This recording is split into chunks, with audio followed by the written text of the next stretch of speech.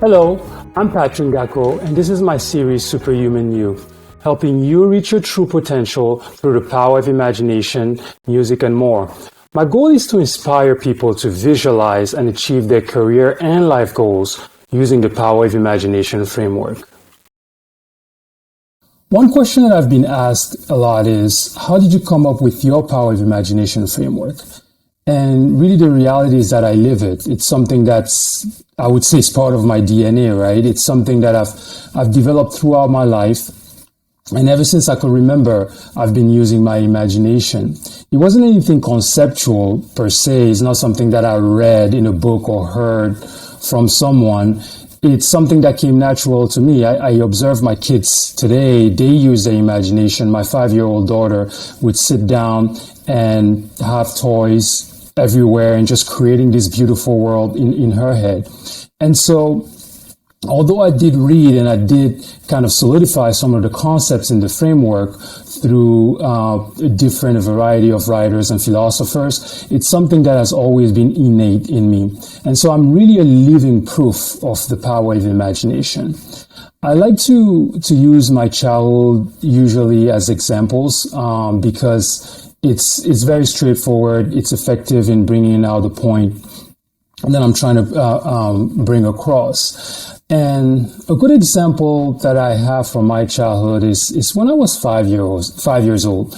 My grandmother used to lock me in my room for hours, 5-6 hours as she went about her business. It was a little bit of a bizarre practice, but at the time, I don't think a lot of people kind of focused on that. And so, I was sitting in the house, empty house, no entertainment, nothing, and just in my room, locked in. And all I had at that point was my own mind, right? And so it was really petrifying at first. And sometimes she would wait until I went to take a nap and then just lock me in. So I would just wake up in a frenzy, panic. But then, over time I got used to it and I would calm myself down and just, close my eyes and start imagining a world, a different world than the one I lived in. And what's very interesting is that the world that I created wasn't completely out of nowhere. It was a world that was slightly better than the one that I lived in. So it was a world with loving parents that gave me all the attention, a world where we wouldn't have any financial issues and we would be able to travel. I would have more siblings, and something that made me feel happy. And I carried this dream throughout my life, right? And even the way I approached building my personal family, it was based on this dream that I had. And so what I decided to do is to put together a framework with all the tools and all the tips and all the tricks that I used throughout my life to get this dream to reality. And what was very important is that this dream remained a secret, right? And I did not share it with anybody. And that's a critical component of even the power of imagination, is because that's the most intimate part of yourself. It's the only part where everything can happen and nobody knows about it, and it stays in your mind, right? It stays within you.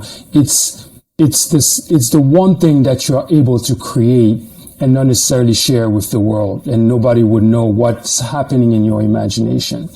And it's very critical to do that because it helps protect your imagination, maintain its integrity, and it's most effective at its purest.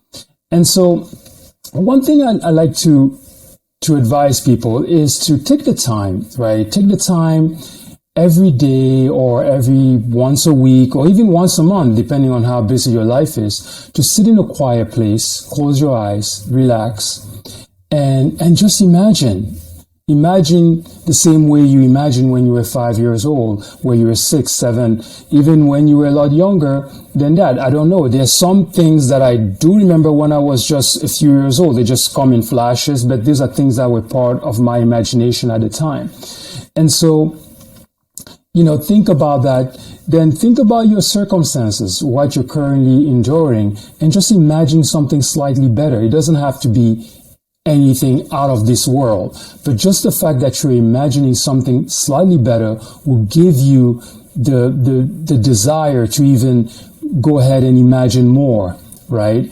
And most importantly, keep it to yourself. Keep it a secret. It's the most intimate part of your mind, and it's something that you don't necessarily have to share with anybody.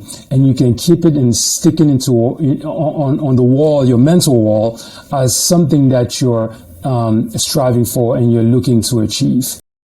Thank you so much for joining my series Superhuman You, and I really, really hope that you enjoyed it, and we'll see you next time. Thanks.